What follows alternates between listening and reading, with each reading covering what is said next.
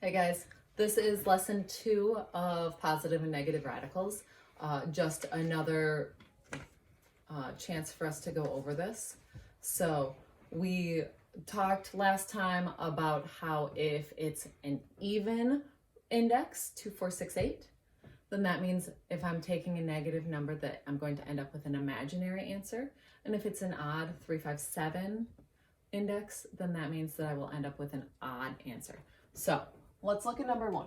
Number 1 is the square root of negative 216. Now, when I do not have a number there, that means my number is 2. So all we're doing is we're going to break this down first. So I have 2 and 108, 2, 54, 2, 27, 3, 9, 3, and 3. I know I went through that fairly quickly, but anytime I see an even number, I know that I can divide by 2. Once I don't have an even number anymore, then I'm going to look and see if I can divide by 3, 5, or 7.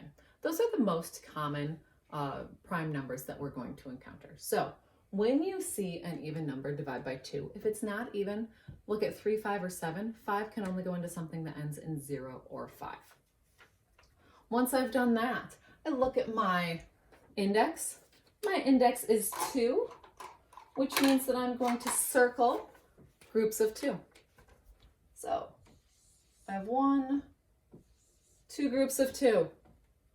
So my answer is going to be 2 times 3. I don't know what I was writing. Square root of, I have a 3 times a 2, 2 times 3. Notice, so the 2 times 3 that came on the outside of my radical are the groups that I circled. What was not circled stays inside my radical. Can't see the dot in between them. You can't see the dot? Campbell says you can't see the dot. That's my daughter. She's helping me, learning math, loving it. There, can we see them better now, Campbell? Thanks. So the 2 times the 3 on the outside is what I circled. I circled a group of 2 and a group of 3. The 2 times the 3 on the inside are what was left over. Now the other thing that we have to look at is I have a negative number. Is my index even or odd? Even is anything divisible by 2. So that means that this is even. When I have an even index, I end up with an I. I'm going to do one more step for you. And all that is 2 times 3 is 6.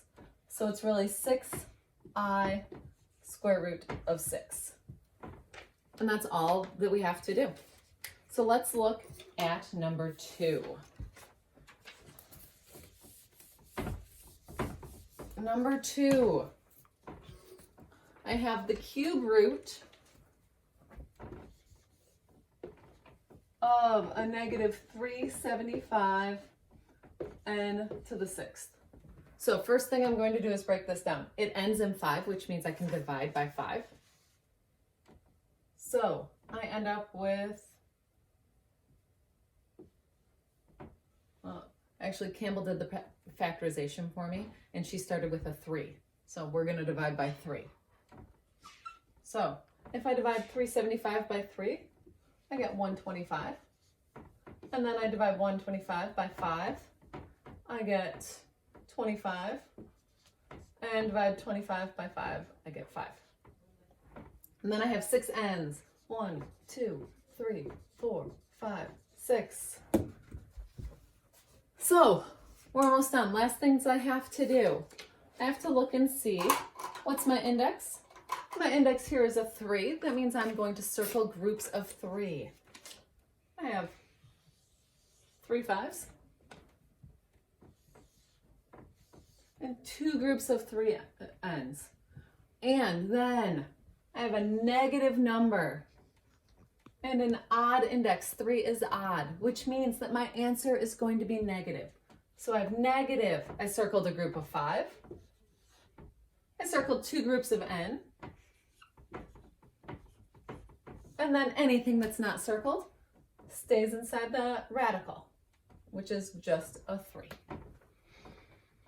So nothing new. The only thing new The only thing we're working on now is it going to be imaginary or is it going to be negative?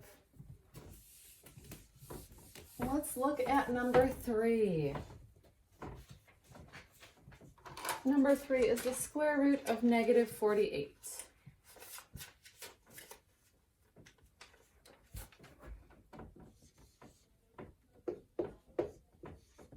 Remember, when we don't see a number there, that means that that number is 2, always. Otherwise, there will be a number there. Let's prime factor this. 48 is an even number, so I can divide it by 2. And I get 24, 2, and 12, 2, and 6, 2, and 3.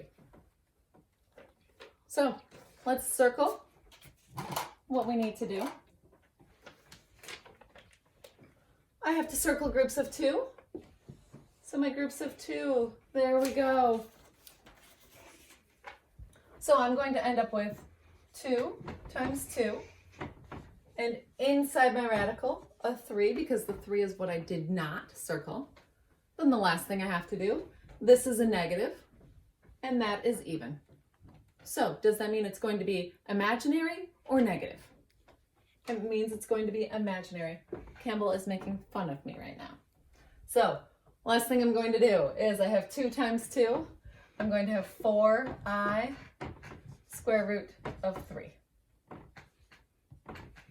That's my answer. All I did was multiply 2 times 2. Fourth problem.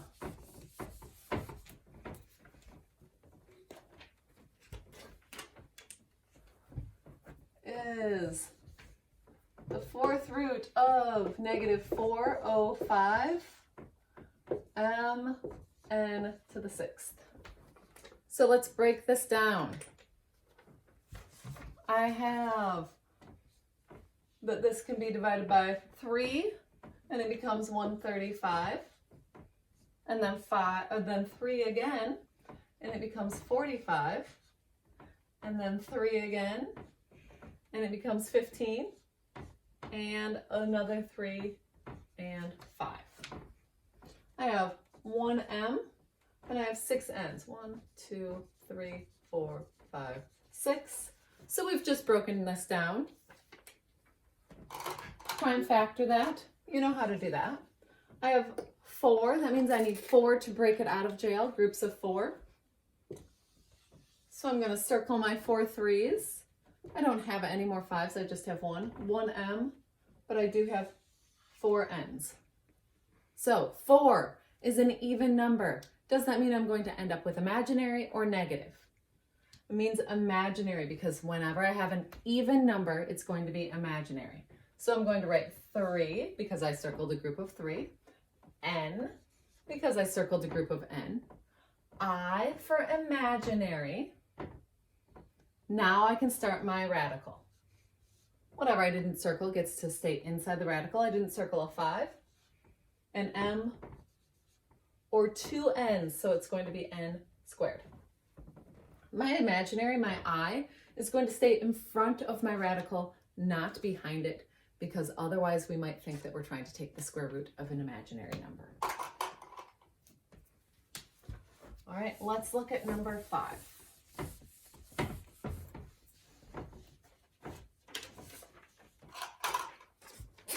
Number 5 is the 5th root of negative 256 m to the 5th. So let's break down 256. It's even number, so we're going to divide it by 2, 2, and 128, 2, and 64, 2, and 32, 2, and 16, 2, 8, 2, 4, 2, and 2. That's a lot of 2's. And then we're going to write our 5 m's. 1, 2. So let's break things out of jail. How do we do that? We circle anything that is groups of 5. So I have 5 m's and 5 2's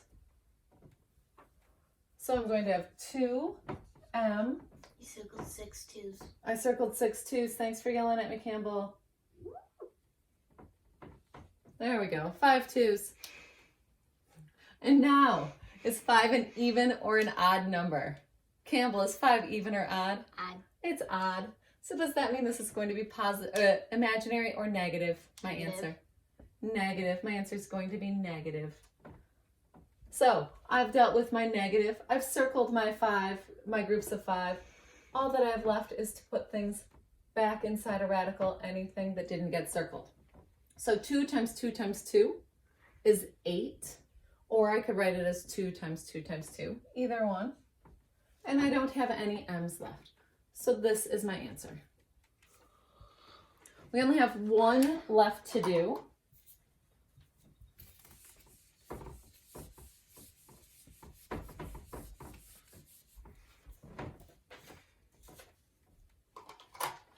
I have the square root of negative 245 p cubed. Now remember, there's no number here, so when there's no number, then that means my index is 2. Let's break down 245. It ends in 5, so we can divide by 5, and that means that we get a 49, and 49 is 7 and 7. And then I have 3 p's. So now we're going to circle the number that we can break out of jail. We're going to circle 2. 2 of anything breaks it out of jail, which means I have 7p. Is this going to be imaginary or negative? I'm going to look at my index. My index is 2, and that's, you guys, the girl's so adorable. She's going imaginary for me. And she's right, it is imaginary. So I'm gonna put my I there. It's imaginary because this is a negative number and this is an even index. And then whatever I did not circle stays in jail, stays inside my radical. So I have a 5p inside my radical. If you have questions, you know how to get a hold of me. Please do your homework and we'll talk soon.